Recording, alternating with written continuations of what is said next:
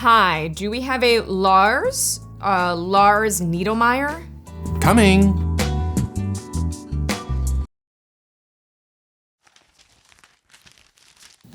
Whenever you're ready, Lars. This cardigan is true quiet luxury. And to help explain, let's touch on this past century's perhaps best example of loud luxury. The mink coat.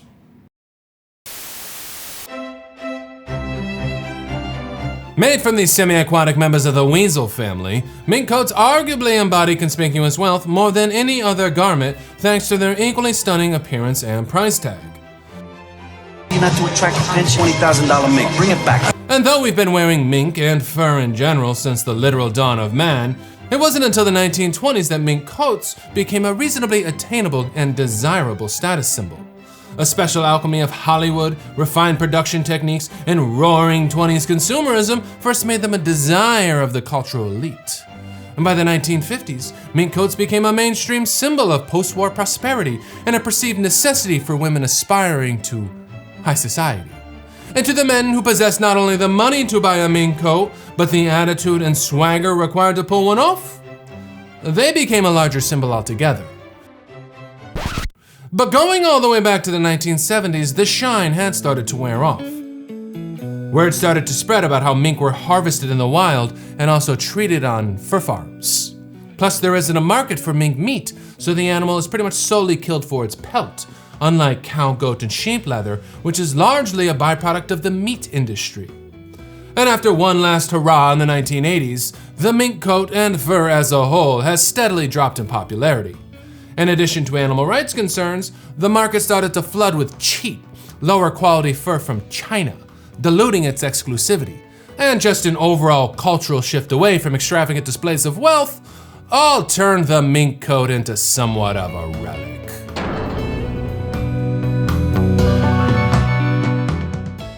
And though fur is currently having a moment, nowadays wearing a mink coat in public might not only get you harangued for your lack of poverty, but also for hating animals. Now some might argue that though the mink coat isn't subtle, it's still a highly refined garment that represents sophistication, something often missing in loud luxury. And I suppose that might be true. But it still yells at everyone around you that I have money, or I want to appear like I have money, or I'm a retro chic, ironic hipster urbanite whose grandma had money. Or I'm a dirty, rotten scoundrel who bought it from a thrift store. Ugh. But this, my friends, this cardigan will allow your wealth to fly well below the radar while simultaneously allowing you to feel wildly superior to everyone else. Check it out.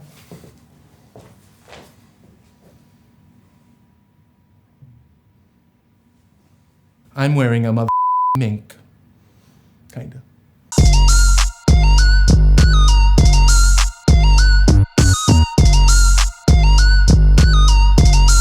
That's right, mink fur has sparsely been commercially processed into fabric, and because fabric is essentially a derivative of its source, only the sharpest eye can spot that this was made from that thing. Plus, you technically don't have to kill the mink to harvest just the fur, instead of the entire pelt. Technically. This thing is very nice. Soft, warm, well-constructed, beautiful color, and most importantly, riddled with guard hairs. You see, these guard hairs provide an additional layer of cover because it makes you appear as though you've been cuddling with your dog. And we all know rich people don't cuddle with their dogs. They only cuddle with their money. So if you're looking to enjoy your hard-earned success, or your parents' hard-earned success, or your grandma's husband's hard-earned success, or just cosplay as one of those people without anyone knowing, plus not feel guilty about killing animals, consider the mink sweater. Because let's be honest, it's nice to discreetly feel better than everyone else. You think he's done? Yeah. Thank you, Lars. Great presentation, very informative. We'll be in touch. So what do you think? Think he's onto something? No.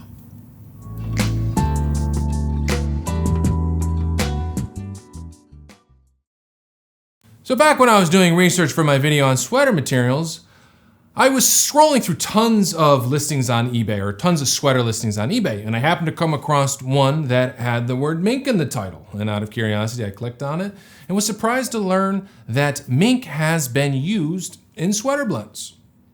The piece also just happened to be in my size, and happened to look to be high quality and in great shape and reasonably priced, so I bought it. And here it is. Vintage Orvis.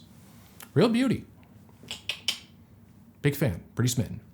Now, I will say there are not a lot of pre-owned mink sweaters of this variety on the pre-owned markets. I believe these things were made back in the day in small quantities from just probably a few brands.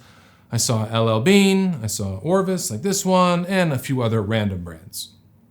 So it's not something you can really target. I mean, you can look for them, but there's really not a lot out there.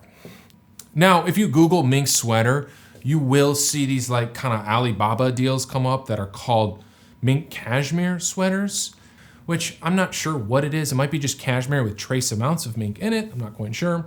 The most I saw percentage-wise of mink in a blend was 50%, like this one. And I believe that has to do with the fact that mink fur is very different than, say, sheep's wool or camel's wool. Because, for one, the fibers are quite short, and also they don't have a crimp, so they can't really interlock. And you can see that here, because you just have these like random thick guard hairs that are just kind of poking out all over the place. But it really does add a unique character to the sweater. Also, you will see certain listings, or just some listings out there that use mink in the title, and it's to describe the piece's color. It has nothing to do with material, because mink is a color. It's this taupe color. So always check the material tag. But yeah, I suppose if you're looking to do the stealth wealth game, set an alert for mink sweaters, because this thing is really nice, and perhaps one will pop up in your size in good shape. But I will say, virtually all of the mink used in these sweaters came from mink that were killed for the whole fur and pelt, for like, you know, the whole mink coat deal. Like, you really can't harvest mink fur without first dispatching it. Like, apparently there's unconfirmed reports of it being done somewhere. I'm not sure, but the mink died to make this thing. Just so you know, if you have a problem with wearing something that was killed solely for its pelt, don't wear mink. Also, don't forget to check out my Substack, where I post pre-owned deals on a bi-weekly basis. It's a great way to support the channel if that's your thing, or you'd like to do that, or whatever. And yeah, thanks for tuning in to Coyote Sharp.